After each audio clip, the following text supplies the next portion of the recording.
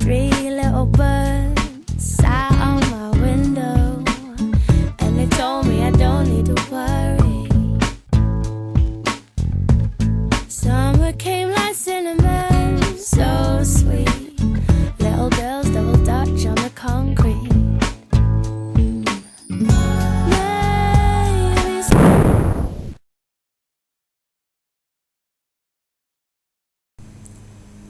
Four years into the Iraqi freedom operation, the Bush administration adopted a surge strategy that beginning in February would send an additional 30,000 troops, and by June a new high was reached with 168,000 troops stationed in Iraq.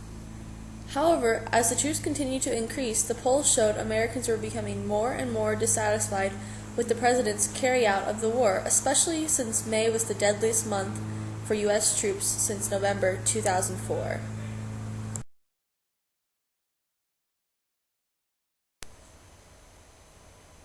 In the city of Ramadi, in the Anbar province of Iraq, Sunni leaders began working with U.S. troops to bring peace to the area that was previously high in U.S. casualty rates. They did this at the expense of their ancient enemies, the minority Shiite residents. The Bush administration hailed Ramadi's success story, and President George W. Bush paid visit to the area on September 3rd. 10 days later, however, the Sunni leader, a key ally of the U.S., was killed by a roadside bomb.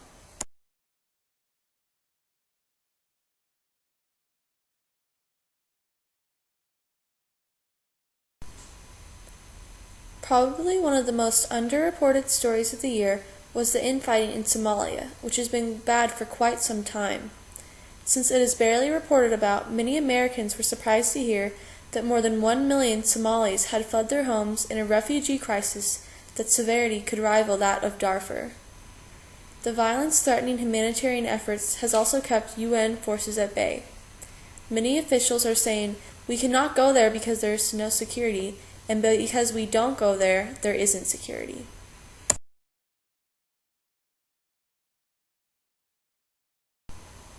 On June 14th, amid mounting tension between the Fatah movement of President Mahmoud Abbas and the Islamic radicals of Hamas who dominate the Palestinian parliament, Hamas militias seized control of Gaza from security forces loyal to Abbas.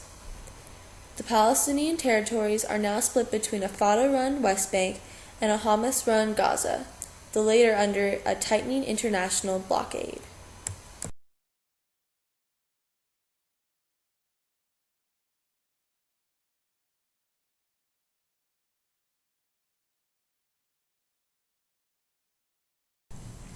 January 4th marked the first time a woman became the Speaker of the United States House of Representatives. The woman was Nancy Pelosi. Also, on October 28th, the First Lady of Argentina was elected president. The Kirchner won with 45% of the vote and became the first woman in Argentina to be elected president. In early 2007, the 2008 presidential election in America was already in full swing. The approval ratings of the current Republican president, George W. Bush, were falling, while the Democratic Party was gaining new life.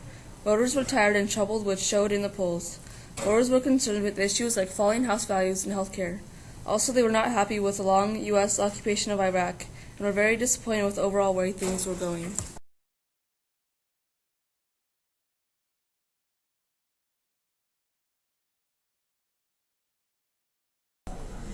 The worst business deal of 2007 was when the public invested in Blackstone Group. Blackstone boss Stefan Schwarzman pocketed $500 million on the firm's $4 billion IPO, which is the initial public offering, is when a company issues common stock or shares to the public for the first time. After closing at 35.06 on its first day of trading, the stock slipped 38%. China also made the mistake of trusting Blackstone Group. They invested $3 billion in Blackstone at the height of the leveraged buyout frenzy.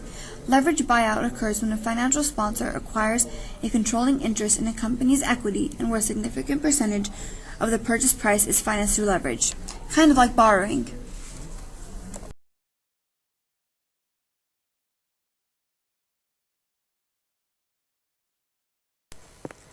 The social networking site Facebook made headline after headline in 2007.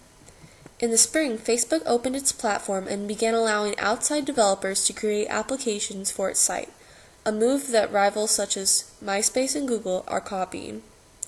In October, it received a $240 million investment from Microsoft, and shortly thereafter, Hong Kong billionaire Lai Ka-shing sank $60 million into Facebook. Ashley, are you on MySpace? I told you you couldn't have one. No, Mom, it's Facebook.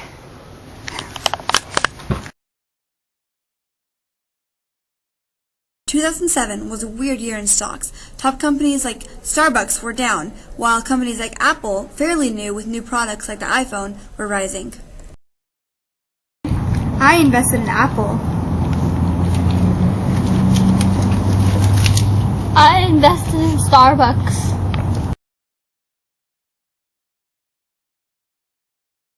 One of the best business deals was when Google bought DoubleClick for $3.1 billion. DoubleClick is a company that helps put up ads on websites.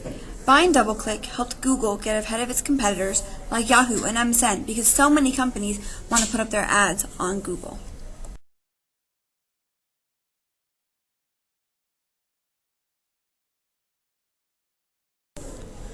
A very catastrophic disaster occurred in Bangladesh on November 15th, Cyclone Sidr. Since the population of Bangladesh was 2,639 people per square mile, any disastrous event would make a dent in the population. This particular one took the lives of over 1,000 people, and more than 500,000 people were forced to leave their homes.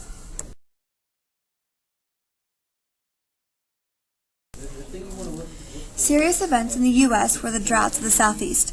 At one point, Atlanta only had 3 months of water left. Urgent efforts ranged from shutting down small-town car washes in North Carolina to a total ban on outdoor watering in Atlanta. This idea of wait and see because some rain might be around the corner can really suppress timely responses. That was said by Mike Hayes, the director of the National Drought Mitigation Center.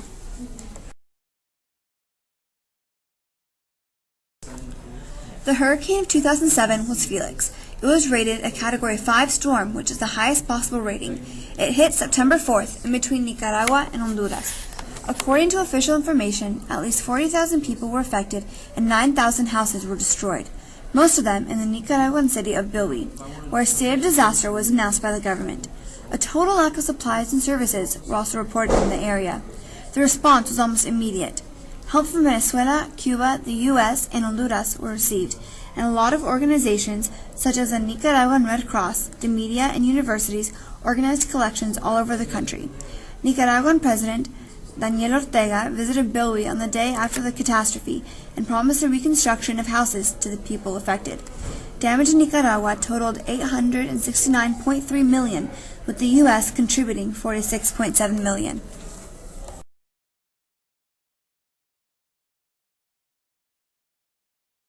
Three of the top 10 scientific discoveries, according to Time, are stem cell breakthroughs, human mapped, and the brightest supernova recorded. The stem cell breakthrough involves scientists being able to create stem cells without killing the embryos. This might be possible someday because of this research that reprograms regular skin cells to behave just like embryonic stem cells. This research is important because scientists will not have to deal with ethical issues that are involved with embryonic stem cell research. The human map scientific discovery was the first genome ever to be published by a single person. In September, a physiologist named J. Craig Venter published all the DNA in both sets of chromosomes inherited from each parent. Also in 2007, the brightest supernova was recorded. A supernova is an explosion of a star. This event was witnessed by astronomers from the University of California, Berkeley, and the University of Texas. Astronomers believe that this supernova may offer evidence to why large stars died in the early days of the universe.